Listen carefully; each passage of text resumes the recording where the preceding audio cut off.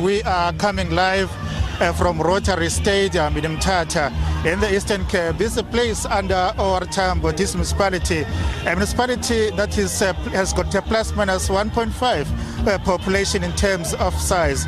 You'll remember that the launch is of the United Democratic Movement.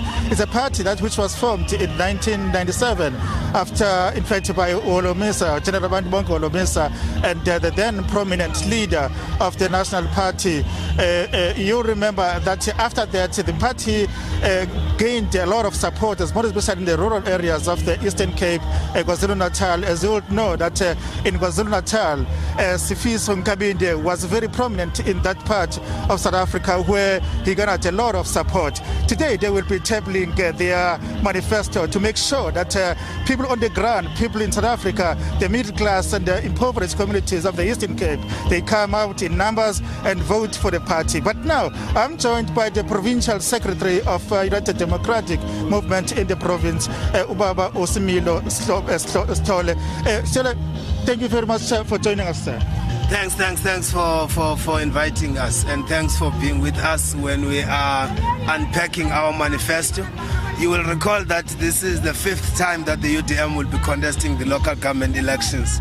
We first contested in 2000, 2006, 2011 and 2016, and now we'll be presenting our manifesto under the theme Putting People First. Fundamentally to our manifesto is the issue of economic development that is intertwined with providing opportunities in respect of people that are in lack of employment.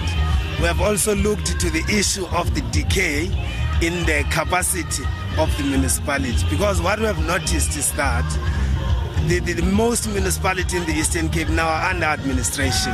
And the reason being, there is a decay and a lack of capacity in the municipality. That's why we have put it as part of our priorities to say the people that will be deploying in the municipality, they're having skills and the capacity in order to challenge the principles that are outside the municipality. That was our standpoint, is an accountability, and then accountability can only be done because you have got capacitated people within the municipality. We have also looked to the issue of economic development, because if you can travel in all these towns, be it is urban, a rural town, it's only 5% of the people that are owning businesses in these municipalities. So we need local municipalities that will be able to plan and fund its own people. Okay, let's talk about joblessness and poverty in the Eastern Cape, or maybe in South Africa. What is it that you are promising the people of South Africa that you will be rendering out as a promise to them, as you if you win some of the municipalities in South Africa? Well, all municipalities by law, they are required to do an integrated development plan. That's where the problem starts. If politicians would go to the people for the purposes of going to the people, that's why our theme is saying put the people first. It is not like in South Africa there is no money. It's not like the money that is available is not available. It cannot afford to enhance what the people have or what the people want. It's the problem is the capacity that is intentionally done. So our first point is the economic development within these local municipalities.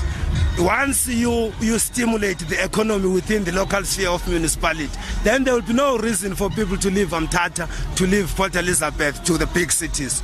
Once you deal with the issue of economic development, as I said before, most municipalities in our area, in the Eastern Cape, you'll find that 70 or 80% of the businesses are owned by foreign nationals, not by South Africans. So we don't have a plan as the government. So we have come with a proposal to say, giving an opportunity to those people in that particular local municipality. For instance, in KST, the UDM is saying a particular percentage of businesses should be preserved aside for local people.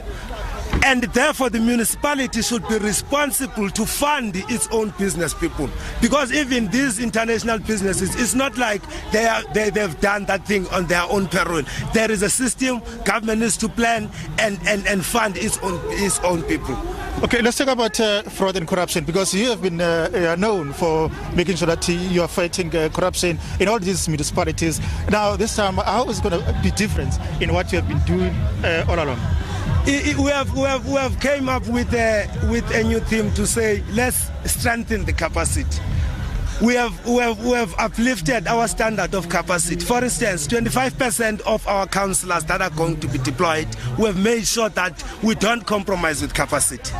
We have also made sure that 25% we don't compromise with youth, 25% we don't compromise with women. So we have got 25% that is reserved for a capacity, so that we could have people within the municipality that have got the know-how of reading the documentation, so that they will be able to question the officials, because the officials are deployed mainly for the purposes of looting the resources within the municipalities. So once we as UDM, we make sure that we have got capacitated people within the municipality, so that they will be able to question and make those officials account, then that's the way we hope we'll be able to achieve it as a long-term run. But as a short-term run, as a long-term run, we invite all South Africans to give UDM a chance in order to govern these municipalities. We're not aiming for a collusion. We want to be the king. We don't want to be kingmakers this time.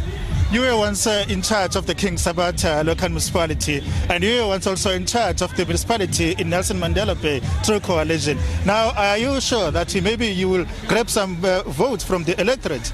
Yes, we are confident that the strides that we have made as the UDM, because if you'll recall, we first were in control of the King Sabata Talingebe municipality. And what the ANC have done with this government was to dangle a carrot, whereby they went to Parliament Cape Town and came up with a floor crossing legislation. And people started to panic beyond comprehension because they were in governing party. We had to go and start at the bottom. In respect of Nelson Mandela, it's because opposition politics in general were fractured. It cannot be that it was because of the UDM. It's because opposition politics themselves were fractured. Why? Because the leading party in the Nelson Mandela was the Democratic Alliance. Once the leading party becomes so fractured, becomes so anti-decisive, as you will recall that even their mayor is not there. So we hope this time that they will come to their sanity and will be in a position to say, if we are not able to take all the votes within the municipality and get that 50% plus one, then we're able to speak with other people. But we don't talk about collusion now. We'll see collusion when it arrives. Thank you very much. That's Provincial Secretary of United Democratic Movement, Mr. Similo Stole. He is just explaining in details what is it that they are going to offer to the people or to the electorate as we are looking for the local government elections on the 1st of November. But you'll remember that this is a party that started very well, I think, back in 1997. But as time went on, the electorate, or maybe the voters, became so, in fact, the rate of the proportional representation dwindled dramatically, and they ended up maybe receiving so few seats from parliament, in fact, from all spheres of government. Back to studio. Nkululeko, it's raining in many parts of the country. Eastern Cape is one province that has experienced some rain as well. Looks pretty damp behind you, but has it dampened the spirits in any way of those that have gathered? Has the weather impacted this manifesto launch in any way?